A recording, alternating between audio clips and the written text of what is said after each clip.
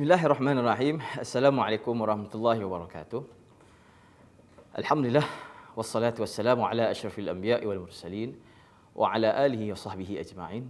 Subhanaka la ilma lana illa ma 'allamtana innaka antal alimul hakim.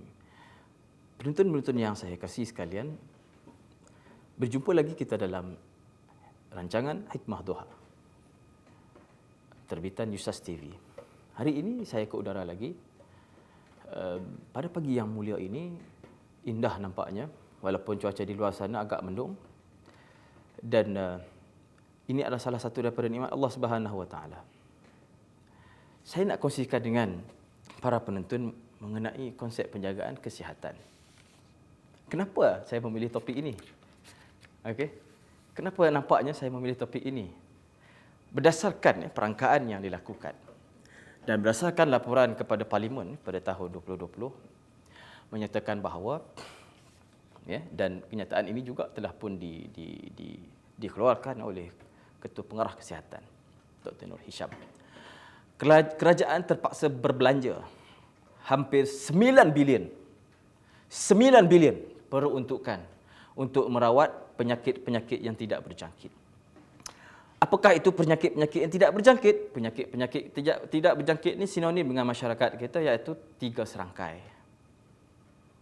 Kencing manis, darah tinggi dan sakit jantung. Dan penyakit-penyakit yang dimaksudkan ini ada kaitannya dengan cara pemakanan kita. Cara kita hidup dan sebagainya. Namun apakah yang kita perlu sedar mengenai perkara ini? Dalam Al-Quran, Allah Ta'ala telah menceritakan bagaimana. Apa kata dia?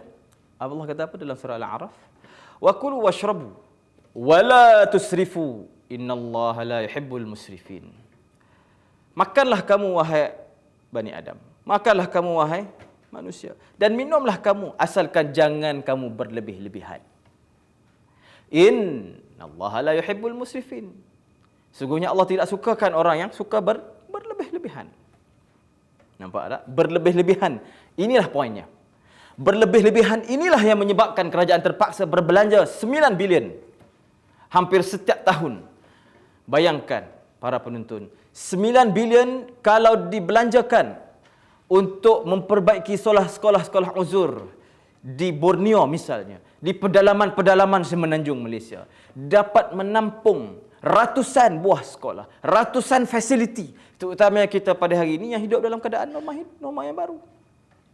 9 bilion itu dibelanjakan kepada masyarakat kita. Dan yang membimbangkan bagaimana statistik ini menunjukkan golongan yang terlibat dengan 3 penyakit ini ataupun penyakit yang tidak berjangkit ini adalah golongan yang bawah daripada umur persaraan. Ini satu kerugian. Nampak tak? Key point ataupun kata kuncinya ialah al-israf, berlebih-lebihan. Wala tusrifu, Allah larang kita daripada makan berlebih-lebihan. Karena itu Nabi SAW berpesan kepada kita dalam riwayat Muslim. Apa kata Nabi SAW? Al-mu'minul qawi khairun wa ahabba ilallah. Mukmin yang kuat itu lebih baik, lebih dicintai oleh Allah Subhanahu Wa Taala. Berbalik kepada budaya kita orang Malaysia. Yang tadi yang saya sebut mengenai bagaimana di Parlimen, bagaimana Ketua Pengarah menyatakan angka. Dan yang melucukan lagi ataupun yang membimbangkan kita sebenarnya, Malaysia merupakan negara yang paling the fattest country in Southeast Asia. In terms of obesity. Kita adalah negara yang paling ramai mempunyai masalah obesity. Bahkan pada tahun 2014, BBC melaporkan satu kajian jurnal menyatakan bahawa Malaysia is the fattest country in Asia. See how serious is this. Lihat bagaimana seriusnya. Ini mengenai cara kita. Ini mengenai cara hidup kita. Kalau kita gembira, kalau kita naik pangkat, kalau kita berseronok, dapat duit begitu begini, bonus dan sebagainya, ke mana kita akan pergi? Biasanya kita akan open table. Apa kata kita ubah cara dan juga tradisi ini? Apabila kita sebut berkenaan dengan open table, sudah tentu makanan-makanan yang akan dihidangkan terlalu banyak. Sudah tentu makanan yang dihidang itu akan ada makanan yang tidak berkhasiat dan juga mempunyai kadar lemak kolesterol yang tinggi. Nampak tak? Okay. Ini sebenarnya nilai Islam. Inilah sebenarnya nilai Al-Quran yang kita kena lihat semula dan kita kena amalkan. Baik. Jadi kan, ya, memang Islam sebenarnya melihat ya, kesihatan itu merupakan sebagai satu senjata. Sebagai satu senjata. Okey? Nampak tak? Ya? Pada hari ini kalau kita lihat, ya, Nabi katakan sebentar tadi, bagaimana ya, dalam riwayat Tabrani, walaupun hadis ini lemah, Nabi SAW galakkan kita, ajar anak-anak kita memanah, berenang dan menunggang kuda. Nampak tak? It is a reflection. Ini adalah satu refleksi daripada Nabi SAW. Bagaimana Nabi kita suruh kita, menggalakkan kita mengekalkan cara hidup yang sihat. Kan? Ironiknya hari ini, ya, yang berbadan besar. Okey, saya juga dulu pernah, ya, sebahagian daripada kelompok tersebut. Ya, saya lihat, ya, golongan-golongan seperti yang terbiasa dengan kuliah di masjid ini adalah golongan yang masya-Allah, yang berisi. Okey, saya dulu tergolong dalam kategori yang sangat-sangat obesity. Okey. Sebelum saya lihat semula apa yang perlu saya lakukan. Rupanya nilai Al-Quran itulah yang kita perlu lakukan. Nilai Al-Quran itulah yang perlu kita laksanakan. Nabi kata apa dalam At-Tirmizi? Barang siapa yang berada dalam keadaan yang sihat, barang siapa yang berada dalam keadaan minda, tubuh badan yang sihat, aman dalam hidupnya, memiliki makanan yang mencukupi, seolah-olah dunia ini adalah miliknya.